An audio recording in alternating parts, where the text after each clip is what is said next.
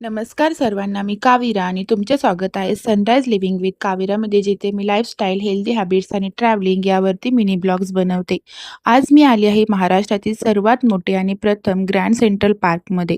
शहरातील लोकांना काही क्षण का होईना निसर्गाच्या सानिध्यात राहता यावे, हा यामागील हेतू असून यांची संकल्पना न्यूयॉर्क ग्रँड सेंट्रल पार्कवरून घेतली आहे.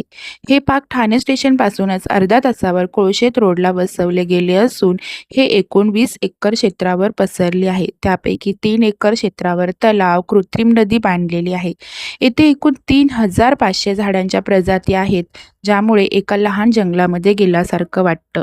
हे जंगल वर्षाला एकूण 8.84 लाख पाऊंड एवढ्या ऑक्सिजनचा पुरवठा करते. या पार्कमध्ये बरेच थीम पार्क आहेत, जसे की Moroccan park, Japanese park, Mughal park आणि चायनीज पार्क.